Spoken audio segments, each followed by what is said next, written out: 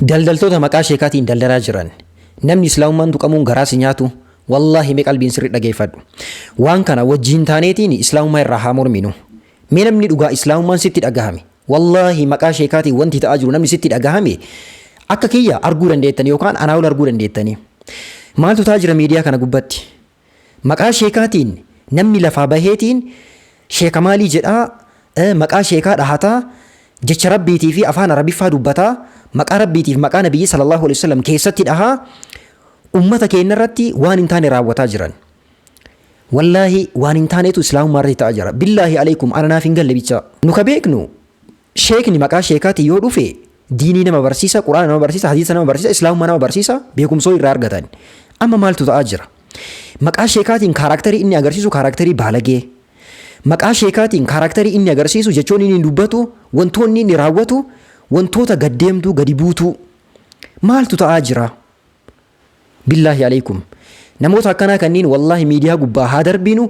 Namoonni namoota akkanaa jala deemaa viidiyoo isaanii ol baasaa sheer godhaa iddoo garagaraatti hunda jettan. Wallahi kabajaa islaamummaa mataa gadhaa hartani. Islaamummaan sababa namoota sanii xiqqaataa jira. Atammoo sheer isaanii godhuudhaan isaan jajjabeessaa jirta. Rabbiin afoo irraa gaafatamta. Wallahi billahi satus'alu amaama Allahi yawmal qiyaama. Guyyaa qiyaama rabbiin si gaafata. Diigumsa islaamummaa kabajaa islaamummaatii waan dhufteef jecha rabbiin kabajaa keessillee akkasuma cabsa. Nabiyyi sallallahu alaihi wasallam islaamummaa kana kallattii kamiin nu biraan gahan. Dhiigni isaanii itti jigee, ilkaan isaanii itti cabee, sammuun isaanii itti buruqfamee, sahaabota lubbuu isaanii itti gabbaranii, waa hunda itti dhabanii islaamummaa hadha nu biraan gahan.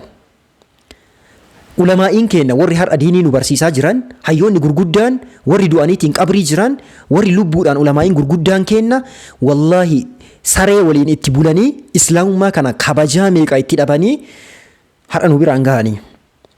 Har'a ammoo namoonni of guddisuu barbaaddu, namoonni hojii hojjetuu dhiisteetiin kallattii kanaan miidiyaa irra baateetiin maqaa sheekaatiin of guddisuu barbaaddu dhufteetiin islaamummaa kabajaa balleessiti.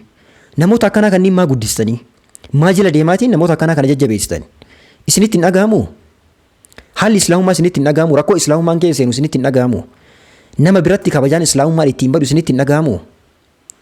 Rabbii jedhaatiin namoota akkanaa kanniini haga dandeenyeen yoo akkaawuntii qabaatan riippoortii irra haa goonu. Yoo ammoo waa'ee isaanii ol baastaniitiin namni haasoftan wallahi hadmii islaamummaa irratti diigumsa islaamummaa irratti waliin hojjetaa jirta. Irraa fagaadhu. Rabbiin nama islaamummaa ofii jabeeffatee islaamummaa ofiitiif sanada ta'ee mujaahida cimaa ta'eetiin islaamummaadhaaf dhaabatu rabbiin haa taasisu. Assalaamu alaikum warahmatullahi wabarakaatu.